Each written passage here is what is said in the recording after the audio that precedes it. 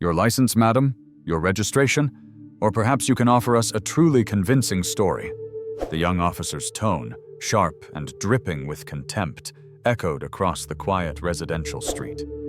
He circled the battered olive-green pickup truck, laughing easily with his partner. The elderly woman behind the wheel remained completely calm. She did not object or even raise her gaze. Sergeant Major, Ritmaso Eleanor Vance, 68 years old, simply kept her hands resting lightly on the wheel, steady, scarred, and utterly silent.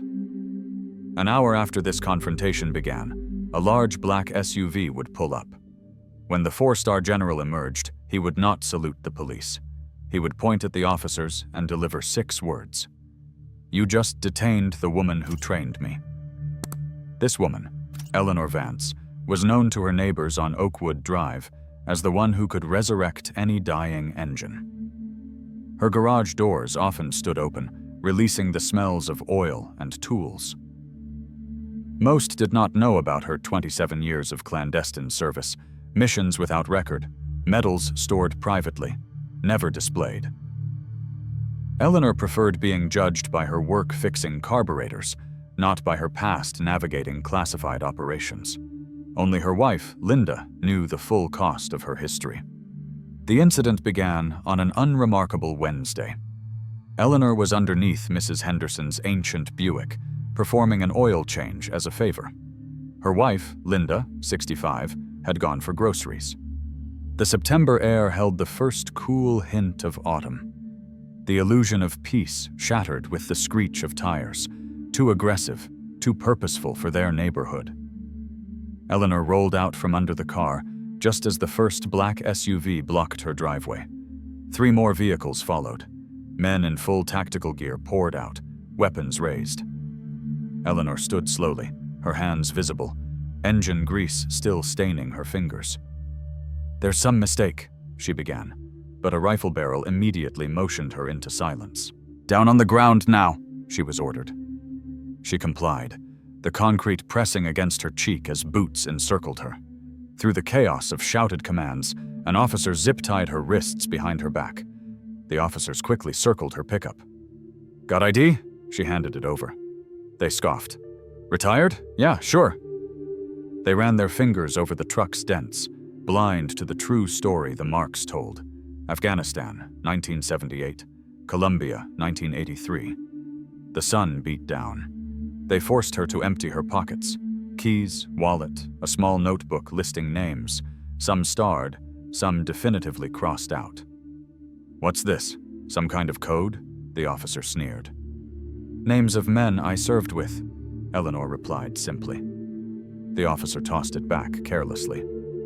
"Well, your truck's not road legal, that's for sure." Eleanor caught the notebook, tucking it back into her pocket with reverence. She was forced to sit on the curb. They called in the situation. Possible stolen vehicle. Elderly female. Uncooperative. A passing teenager took a selfie with Eleanor in the background, captioning it, "Grandpa's in trouble." "Should we check her meds?" a young officer joked. "Maybe she's forgotten who she is." Then Linda's car pulled into the driveway. She stepped out, grocery bags in both arms, confusion blooming across her face. "Ellie, what's happening?" 3 officers instantly pivoted, weapons trained on the 65-year-old. "Drop the bags, hands where we can see them." Linda froze. "Please, She's not complying." The young officer's voice cracked with adrenaline. Linda couldn't move her arthritic hands fast enough. "Non-compliant subject." The taser fired. Linda's body convulsed. Grocery bags exploded across the driveway, eggs shattering, apples rolling beneath tactical boots.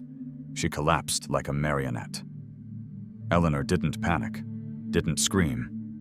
With trained discipline that decades of civilian life hadn't erased, she focused on the officer with command insignia. "Let me up," she said with quiet authority. The commander hesitated, then nodded. As Eleanor rose, still zip-tied, she looked directly into the man's eyes and spoke 5 words that changed everything. "Call General Roor right now." The SWAT commander blinked, momentary confusion crossing his face. "That's supposed to scare us, old woman?"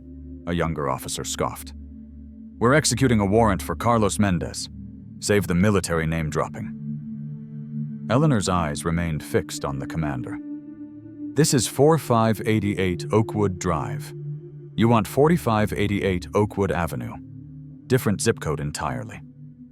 Her voice remained steady, despite Linda lying motionless. "Now cut these restraints and call General James Roor at Central Command." The commander hesitated. Eleanor spoke again.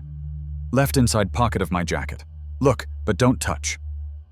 Reaching into Eleanor's pocket, he withdrew a worn metallic badge with a black eagle insignia, unmistakable to anyone with military intelligence background. "Black protocol clearance," Eleanor said quietly. The commander's demeanor shifted immediately. "Get the medic over here now," he barked. "Cut her restraints." The older team member confirmed the significance of the badge. As Eleanor knelt beside Linda, checking her pulse, the operation crumbled. One officer verified the address discrepancy.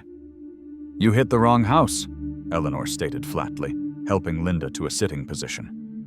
"You didn't bother to verify. You escalated without cause, and you used excessive force on a senior citizen carrying groceries." The commander, his helmet removed, stood blanched with realization. "Ma'am, we had intelligence that you had nothing." Eleanor interrupted, her voice gaining an edge that made the officer step back. "What you had was adrenaline and authority, without accountability. I'm taking my wife inside now. Your team will remain outside. You will call General Roor immediately." The young officer who had fired the taser stood frozen, the weight of his mistake crushing him. 40 minutes passed. Linda rested on the sofa. When the black SUV with military plates pulled up, General James Roor emerged in a charcoal suit, surveying the scene. Eleanor met him at the door. The two stood silently. Then, with precise formality, General Roor raised his hand in a crisp salute. Eleanor returned it. Her first salute in 15 years. "They told me you were dead," Roor said. "Only professionally," Eleanor answered. Roor turned to face the tactical team. "This woman," he began, gesturing toward Eleanor, "wrote the protocols you just broke." He announced that Sergeant Major Vance's operational experience exceeded their combined experience. He demanded the identity of the officer who deployed the taser. The young officer stepped forward, trembling. "Your equipment now." Roor relieved him on the spot. "Report to your captain for administrative reassignment." Roor's gaze moved to Linda. The deep damage had been done. Roor turned back to Eleanor, withdrawing a sealed envelope. "This contains two things," the general explained quietly. "A formal apology from the department and reinstatement of your clearances. We need you back, Eleanor. The world hasn't gotten any safer." Eleanor looked at the envelope, but made no move to take it. "The world never changes, James," she replied. "Just the uniforms and the weapons." She glanced back at Linda. "My service is to her now, and to the people who need car repairs, not tactical solutions." Roor nodded, understanding in his eyes. He placed the envelope on the porch railing. "The offer stands," he said simply, then turned to leave. Eleanor never opened the envelope. A week later, Police Chief Michael Brennan announced the 5 Words Protocol, a new mandatory training program emphasizing de-escalation, identification, and respecting civilian dignity. The video had gone viral, forcing reform. Linda recovered slowly. Bruises bloomed across her chest. She never spoke of the pain, but something had changed in her posture. She stood taller beside Eleanor at the grocery store, meeting the eyes of officers they passed, refusing to be diminished by what had happened. Eleanor continued her routines. The neighborhood noticed the differences. Patrol cars slowed near the Tanner driveway. Officers nodded first when they passed Eleanor on her morning walks. 3 months after the incident, a rookie officer's cruiser broke down near the Tanner home. Eleanor emerged from her garage with tools before the young man had even called for assistance. As they worked together beneath the hood, the officer finally gathered his courage. "Ma'am, Everyone at the academy talks about you now. They say you could have ended careers that day with one phone call. Why didn't you?" Eleanor tightened a bolt before answering. "Because revenge doesn't fix engines," she said simply. "And it doesn't fix people either." Later that week, a reporter cornered her. "Ms. Vance, why just 5 words instead of action?" Eleanor looked directly into the camera.